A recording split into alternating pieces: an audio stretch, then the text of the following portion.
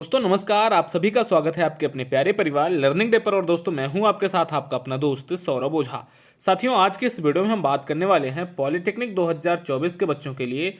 मैं आपको इस वीडियो में दिखाने वाला हूं पॉलिटेक्निक 2023 का जो इंट्रेंस एग्जाम हुआ था 3 अगस्त को, उस पेपर का आपको पेपर एनालिसिस और टॉप 5 मोस्ट इंपॉर्टेंट क्वेश्चन में आपको दिखाने वाला हूं और उनको सॉल्व करके आपको बताने वाला हूं।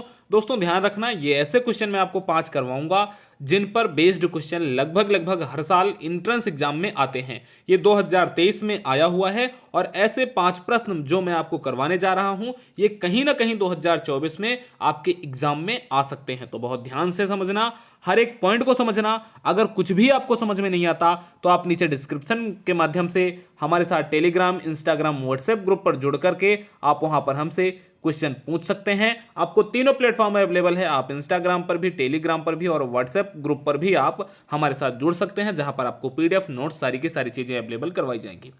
पॉलिटेक्निक एंट्रेंस एग्जाम 2024 की कंप्लीट तैयारी लर्निंग डे करवाएगा बिल्कुल फ्री में। तो चैनल को जरूर सब्सक्राइब करें और डेली शाम को 7 बजे हमारे साथ एक बहुत अच्छी बेहतरीन क्लास से जुड़ने के लिए तैयार रहें और एक बेहतरीन क्लास से रेगुलरिटी से जुड़ें। तो दोस्तों सबसे पहले प्रश्न की बात करूं तो इसमें पूछा गया है बेकिंग सोडा का सूत्र। दोस्तों ये 2023 में तो ये क्वेश्चन पूछा ही गया था। 2023 के पहले भी बेकिंग सोडा का सूत्र का जो ये क्वेश्चन है ये बहुत बार रिपीट हुआ है। आप इसको मोस्ट इंपॉर्टेंट क्वेश्चन मान सकते हैं। आज मैं आपको 5 ऐसे प्रश्न करवाने वाला हूं, मैंने पहले भी कहा था फिर मैं कह रहा हूं, जो आपके एग्जाम के पॉइंट ऑफ व्यू से बहुत इंपॉर्टेंट है।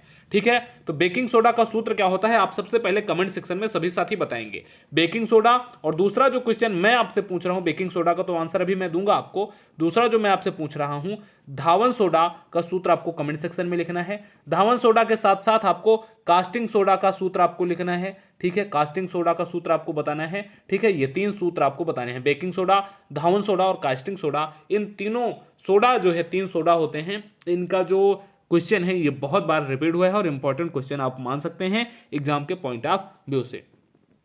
अब दोस्तों अगर मैं बात करूं कि जो बेकिंग सोडा होता है इसका जो सूत्र होता है, तो आप कहोगे सर NaHCO3, यहां पर आपको ये लिखा हुआ मिल जाएगा। कुछ इस प्रकार से हम लिखते हैं NaHCO3, यही होता है हमारा बेकिंग सोडा का सूत्र। कभी कभी प्रश्न आपसे क्या पूछता है कि बेकिंग सोडा का रासायनिक नाम क्या है। बेकिंग सोडा का रासायनिक नाम अगर आपसे दोस्तों पूछता है तो आपको क्या बताना है, NaHCO3। Na क्या होता है, सोडियम।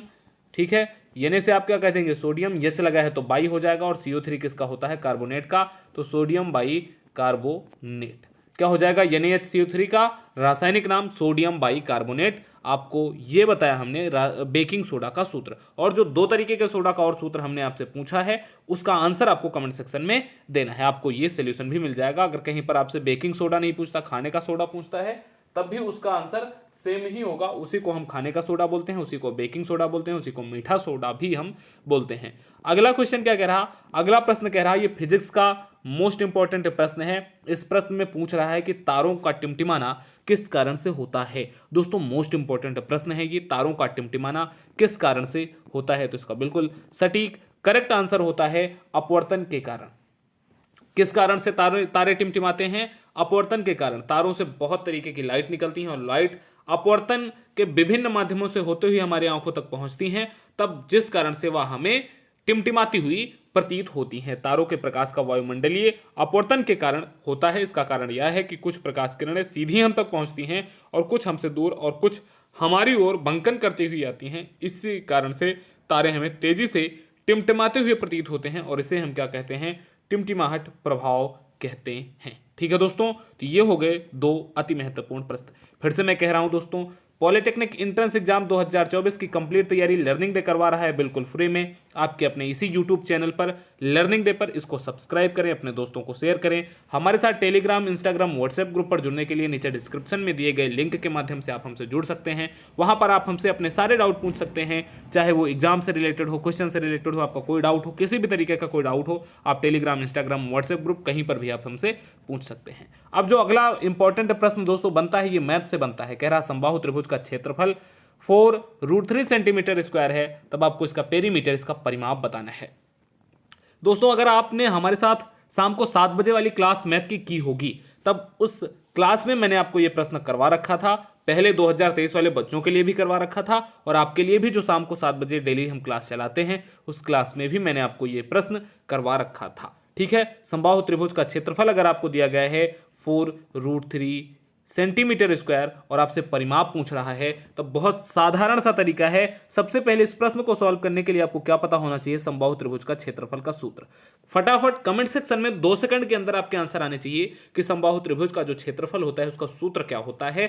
आपके पास 2 सेकंड का टाइम है, इसका आंसर सभी के सभी बच्चे जरूर देंगे। दोस्तों, जो समबाहु त्रिभुज होता है उसकी तीनों भुजाएं बराबर होती हैं और उसका जो क्षेत्रफल होता है वो हो जाता है √3/4 ए स्क्वायर। ए क्या होती है, भुजा की लंबाई होती है और ये किसके बराबर कह रहा दोस्तों, ये बराबर कह रहा है 4√3 के। अब देखना यहां से क्या करना है, ये तो मैंने सूत्र रख दिया और जो वैल्यू दी है वैल्यू मैंने रख दिया। √3 से √3 को आप सिंपली कैंसिल कर सकते हो। अब आपके पास क्या बच गया, a² 4 = 4 बच गया।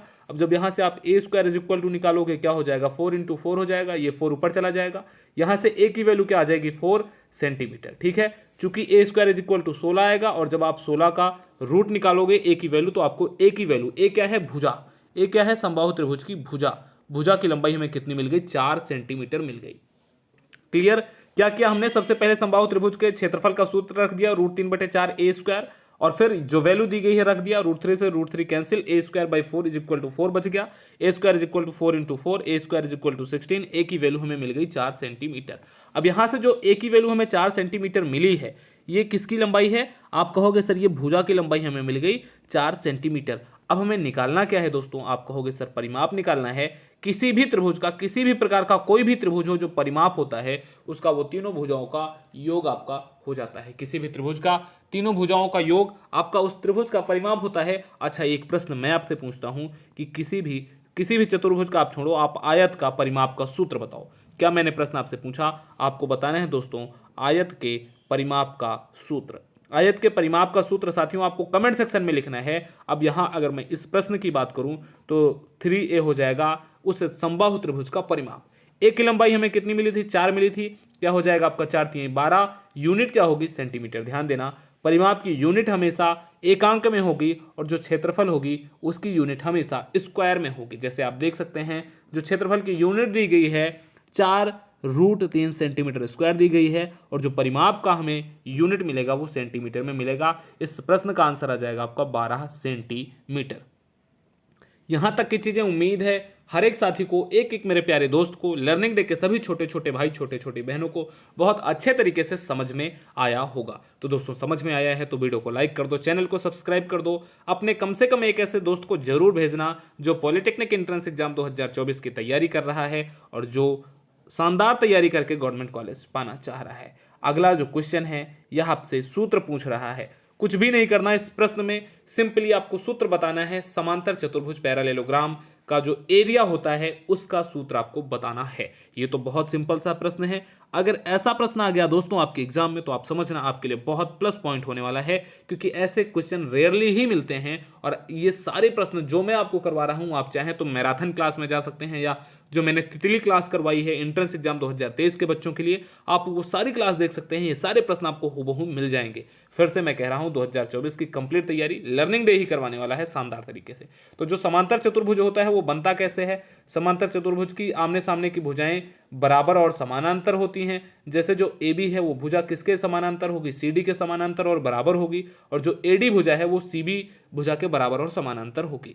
तो अगर हम यहां से निकालें इसकी हाइट, इस समांतर चतुर्भुज की हाइट, तो B से अगर मैं CD पर एक परपेंडिकुलर लंब डालूं तब यहां पर मैं पॉइंट मान लिया E, तो जो BE होगा यही हो जाएगी इसकी हाइट, और इसका आधार क्या है, आधार AB हो जाएगा। ये मैं किस लिए बता रहा हूं, क्योंकि इस जो समांतर चतुर्भुज का क्षेत्रफल होता है वो आपका होता है बेस इंटू हाइट। बेस का मतलब आधार गुणे ऊंचाई। यह प्रश्न आपके एग्जाम में आया हुआ है और इस पर न्यूमेरिकल भी आपसे पूछ सकता है। तो सबसे पहले इस प्रश्न में आपको ऊंचाई निकालनी होगी। ऊंचाई निकालने के बाद आपको बेस के साथ मल्टीप्लाई कर देना होगा। जो समांतर चतुर्भुज का क्षेत्रफल का सूत्र बनेगा वो बेस इंटू हाइट मतलब आधार गुणे ऊंचाई। इसी सूत्र को आपको यहां पर रख देना है। आपका यह क्वेश्चन भी हो जाएगा सॉल्व। बहुत शानदार प्रश्न है ये ऐसे प्रश्न हैं जो आपके एग्जाम में बहुत रिपीट होते हैं और बहुत बेसिक हैं। इनमें कुछ भी आपको बहुत ज्यादा करने की जरूरत नहीं होती। अब जो ये क्वेश्चन नंबर 19 आपको दिख रहा है cos theta minus sine theta, upon cos theta plus sine theta is equal to 1 minus root three upon 1 plus root three है, तब आपको थीटा की वैल्यू ज्ञात करनी है। दोस्तों यह प्रश्न आपके लिए होमवर्क है, आपको इस क्वेश्चन को सॉल्व करना है और हमारे साथ व्हाट्सएप ग्रुप पर जुड़ करके या टेलीग्राम स्टूडेंट डिस्कस ग्रुप पर जुड़ करके इस क्वेश्चन को सॉल्व करके भेजना है। और जो बच्चा इस प्रश्न को सबसे पहले सॉल्व करके भेजेगा, नेक्स्ट क्लास में उस बच्चे का नाम हम अपनी क्लास में अनाउंस करने वाले हैं कि हाँ भाई इस बच्चे ने सबसे पहले इस क्वेश्चन को सॉल्व करके हमें भेजा था। अब अगला जो प्रश्न आता है दोस्तों वो हो जाता है स्नेल का नियम।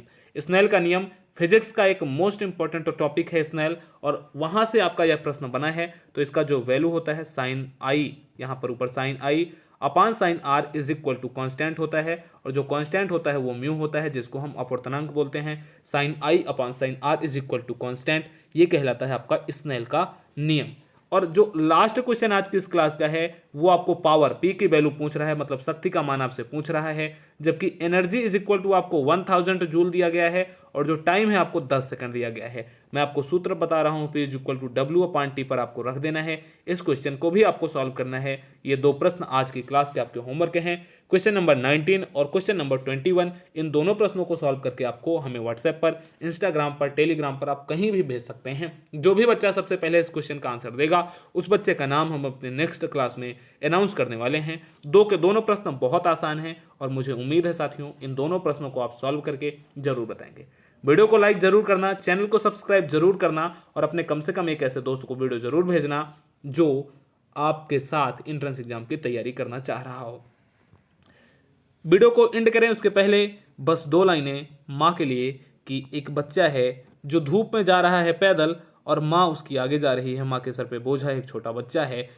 बस जो छोटा बच्चा है वो पूछता है कि और कितनी दूर जाना है माँ, तो माँ अपने पल्लू से अपने बच्चे को और एक छोटे से कुत्ते के बच्चे को छांव देते हुए कहती हैं बस थोड़ी दूर और, बस थोड़ी दूर और, बस थोड़ी दूर और। तो दोस्तों ये मैंने इसलिए डेडिकेट किया कि आप मन से तन से बहुत बेहतरीन तरीके से आप तैयारी करें। लर्निंग डे आपके साथ आपके परिवार की तरह खड़ा है, हम आपके बड़े भाई की तरह हैं। आपके सभी समस्याओं का समाधान देगा लर्निंग डे।